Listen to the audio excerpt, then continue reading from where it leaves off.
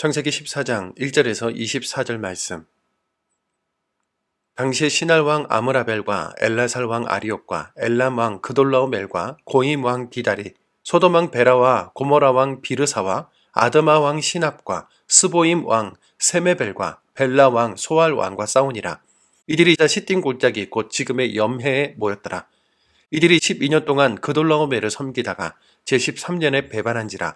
제14년에 그돌라오멜과 그와 함께한 왕들이 나와서 아스드롯 기르나임에서 르바 족속을, 함에서 수스 족속을, 샤웨 기라다임에서 엠 족속을 치고 호리 족속을 그 산 세일에서 쳐서 광야 근방 엘바란까지 이르렀으며 그들이 돌이켜 엠 미스밧 곧 가데스에 이르러 아말렉 족속의 온 땅과 하사손 다말에 사는 아모리 족속을 친지라.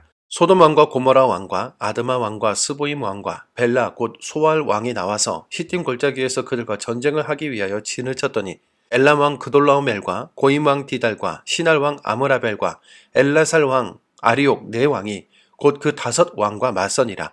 시딤 골짜기에는 역청구덩이가 많은지라. 소돔 왕과 고모라 왕이 달아날 때에 그들이 거기 빠지고 그 나머지는 산으로 도망하매 네 왕이 소돔과 고모라의 모든 재물과 양식을 빼앗아가고 소돔에 거주하는 아브람의 조카 롯도 사로잡고 그 재물까지 노략하여 갔더라. 도망한 자가 와서 히브리 사람 아브람에게 알리니 그때 아브람이 아모리 족속 마므레의 상수리 숲을 근처에 거주하였더라. 마므레는 에스골의 형제요 또 아넬의 형제라. 이들은 아브람과 동맹한 사람들이더라. 아브람이 그의 조카가 사로잡혔음을 듣고 집에서 길리고 훈련된 자 318명을 거느리고 단까지 쫓아가서 그와 그의 가신들이 나뉘어 밤에 그들을 쳐부수고 다메섹 왼편 호바까지 쫓아가 모든 빼앗겼던 재물과 자기의 조카 롯과 그의 재물과 또 부녀와 친척을 다 찾아왔더라. 아브람이 그돌라오멜과 그와 함께한 왕들을 쳐부수고 돌아올 때에 소돔 왕이 샤웨 골짜기 곧 왕의 골짜기로 나와 그를 영접하였고 살렘 왕 멜기세덱이 떡과 포도주를 가지고 나왔으니 이는 지극히 높으신 하나님의 제사장이었더라. 그가 아브람에게 축복하여 이르되 천지의 주제이시오 지극히 높으신 하나님이여 아브람에게 복을 주옵소서. 너희 대적을 내 손에 붙이신 지극히 높으신 하나님을 찬송할지로다 하매 아브람이 그 얻은 것에서 10분의 1을 멜기세덱에게 주었더라. 소돔 왕이 아브람에게 이르되 사람은 내게 보내고 물품은 내가 가지라. 아브람이 소돔 왕에게 이르되 천지의 주제이시오 지극히 높으신 하나님 여호와께 내가 손을 들어 맹세하노니 내 말이 내가 아브람으로 치부하게 하였다 할까 하여 내게 속한 것은 실 한 오락이나 들매끈 한 가닥도 내가 가지지 아니하리라. 오직 젊은이들이 먹은 것과 나와 동행한 아넬과 에스골과 마므리의 분깃을 제할지니 그들이 그 분깃을 가질 것이니라. 아멘. 오늘 본문은 고대 근동의 여러 왕이 얽힌 국제적인 전쟁으로 시작됩니다. 이 거대한 역사적 사건의 한복판에 아브람의 조카 롯이 있었는데요. 그는 더 잘 살아보겠다는 야망으로 소돔을 선택했지만 결국 전쟁의 포로가 되어 모든 소유를 잃고 노예가 될 처지에 놓입니다. 오늘 우리는 이 위기 상황을 아브람이 어떻게 돌파했는지 그리고 승리한 이후에 어떤 선택을 했는지 살펴보며 믿음의 원리를 배우고자 합니다. 조카가 사로잡혔다는 비보를 들은 아브람은 지체하지 않았습니다. 객관적으로 아브람은 일개 족장에 불과했고 상대는 전쟁의 잔뼈가 굵은 나라의 연합군들이었죠. 하지만 아브람은 집에서 훈련한 가신 318명을 이끌고 밤낮을 달려 롯을 구출해냅니다.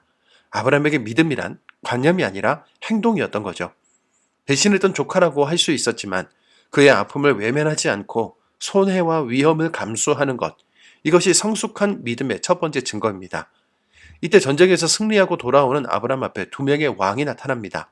먼저 살렘 왕 멜기세덱은 지극히 높으신 하나님의 제사장으로서 떡과 포도주를 가지고 나와 아브람을 축복합니다. 아브람은 이 전쟁의 승리가 자신의 전략이나 318명의 용맹함 때문이 아니라 대적을 내 손에 붙이신 지극히 높으신 하나님의 은혜임을 고백하며 자신이 얻은 것의 10분의 1을 드리지요. 이것은 인류 최초의 11조 고백인데요. 승리에 도취하여 교면해지기 쉬운 순간에 아브람은 예배를 통해 하나님께 영광을 돌린 겁니다. 멜기세덱에 이어 소돔 왕이 제안합니다. 사람은 내게 보내고 물품은 네가 가지라. 이는 당시 관습상 승리자에게 당연한 권리였고 엄청난 부를 단숨에 거머쥘 수 있는 유혹이었지만 아브람은 단호하게 거절하는데요. 신발 한 켤레 끈 한 가닥도 가지지 않겠다고 선포합니다. 이유는 분명했습니다.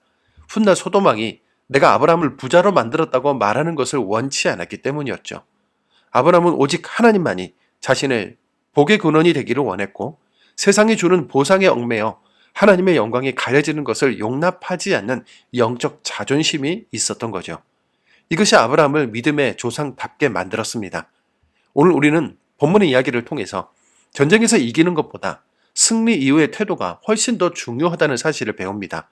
롯처럼 세상에 섞여 살다가 함께 멸망하는 길을 가지 말아야 한다는 것, 그리고 아브라함처럼 지체를 위해 생명을 걸고 승리의 순간에 하나님께 예배하며 세상이 주는 달콤한 미끼를 거절할 줄 아는 성숙한 신앙인이 되어야 한다는 것을요. 세상의 방식대로 부자가 되는 것이 아니라 하나님이 우리를 존귀하게 하셨음을 삶으로 증명합시다. 오늘 하루도 오직 하나님만을 나의 방패요 상급으로 삼아 세상 유혹 앞에서도 당당하게 믿음의 길을 걷는 승리자들이 되기를 주님의 이름으로 축원합니다.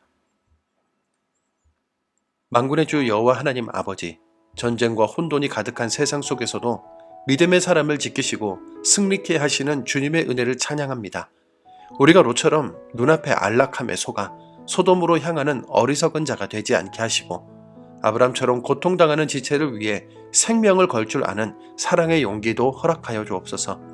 무엇보다 성공과 승리의 순간에 나의 능력을 자랑하지 않고 오직 주님께 예배하며 모든 영광을 돌리는 겸손한 예배자가 되게 하옵소서.